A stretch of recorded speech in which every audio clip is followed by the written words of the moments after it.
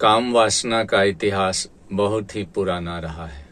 हमारे धार्मिक ग्रंथों में भी कुछ ऐसी कहानियां मिलती हैं जो यह बताती हैं कि काम वासना सृष्टि के निर्माण से ही शुरू है।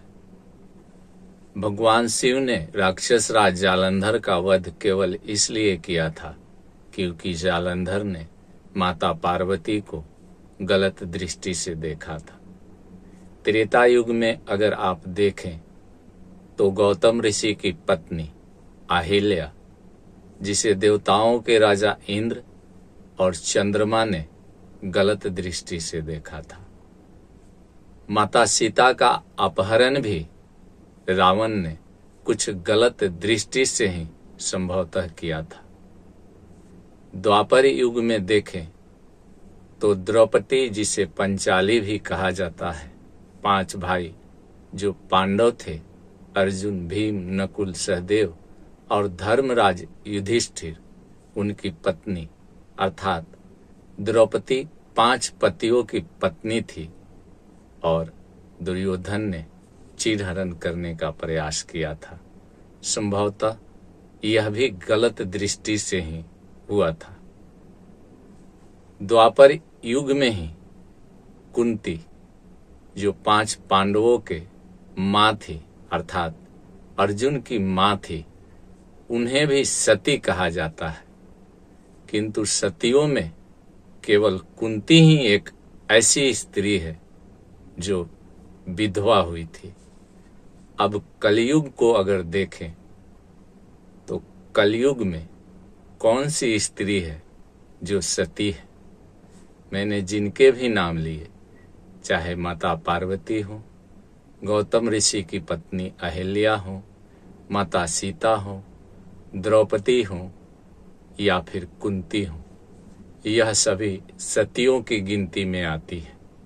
इन्हें सती माना जाता है, सती कहा गया है।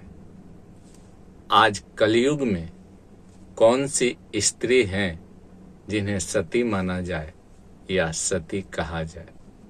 जरा सोच कर देखिए।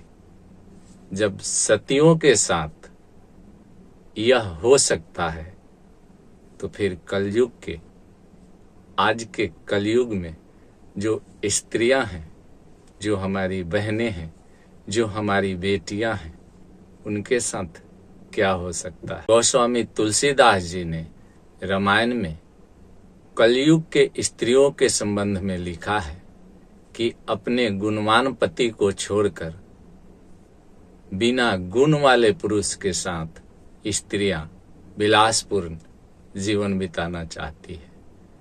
ऐसा नहीं है कि केवल स्त्रियों के विषय में ही यह कहा गया है।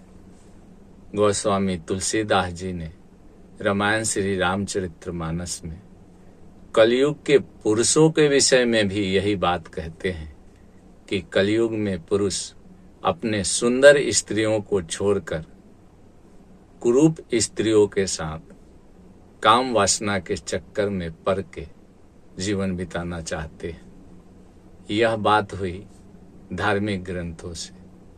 अगर आधुनिक युग को देखकर लौकिकता के संबंध में बात करें तो आज लड़कियां या लड़के दोनों ही आकर्षण के चक्कर में पड़कर अपना जीवन बर्बाद कर रहे हैं। काम वासना के विषय में महर्षि वत्स्यायन ने बड़े ही सुंदर पुस्तक कामासूत्रा लिखा है। कामासूत्रा काम वासना के हर उस पहलू पर नजर डालता है जो मानव के शरीर में काम वासना होते हैं, या मानव जो विचार करता है, मानव जो करने की कोशिश करता है, वह सब महर्षि वत्स्यायन ने कामासूत्रा नाम के पुस्तक में पहले ही लिख दिया है।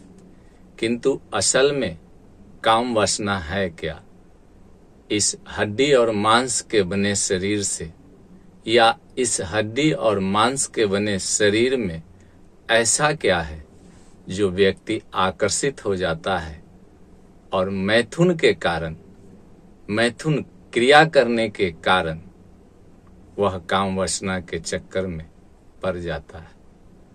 है तो कुछ भी नहीं, केवल हड्डी और मांस का शरीर है, किंतु मानसिक विचारों के कारण, मन में उठ रहे उस मानसिक विचार के अग्नि के कारण आदमी काम वासना के चक्कर में पड़ के अपना जीवन बर्बाद कर लेता है। भगवान जितने भी जीव बनाए हैं, चाहे पशु हो, पक्षी हो, या व्यक्ति हो, या अन्य कोई जीव हो, सभी के अंदर काम वासना के गुण भरे पड़े हैं। भगवान ने इसलिए बनाया कि मैं कितना निर्माण करते रहूंगा, तुम जाओ और अपने रूप की तरह दूसरा रूप बनाते रहो। किंतु भगवान के बनाए इस नियम को केवल मानवों ने तोड़ा है। अन्य जीव केवल प्रजनन हेतु काम वासना के इस्तेमाल करते हैं। मानवों ने मजा लेने के लिए काम वासना का उपयोग करना शुरू कर दिया। जरा सोच के देखिए, जब मानव नंगा रहा करता था, कपड़े नहीं थे, उस समय क्या होता था। इतिहासकारों ने इतना गलत नहीं बताया उन लोगों के विषय में जो नंगा रहा करते थे। आज रेप हो रहे हैं, बलात्कार हो रहे हैं, जबकि हम कपड़े पहने हुए हैं, अपने शरीर को ढके हुए हैं। तब उस समय तो सभी नंगे रहते थे, फिर इतना बलात्कार, इतना रेप संभवतः नहीं होता होगा। अगर आप चाहते हैं कि काम वासना से बचे, तो अपने विचारों को शुद्ध रखिए, अपने विचारों को पवित्र रखिए। चाहे आप लड़का हो या लड़की हो, स्त्री हो या पुरुष हो, काम वासना केवल आकर्षण है, केवल विचारों का खेल है और कुछ नहीं है। मैथुन क्रिया केवल विचारों का खेल है और कुछ नहीं है। भगवान ने यह गुण दिया है तो फिर प्रजनन हेतु इसका इस्तेमाल करें, न कि किसी का बलात्कार करने हेतु, किसी का रेप करने हेतु, या फिर अपने पति को छोड़कर, या फिर अपने पत्नी को छोड़कर मजा लेने हेतु। इस वीडियो में इतना ही। अगले वीडियो तक मुझे इजाजत दे। जय श्री हरि।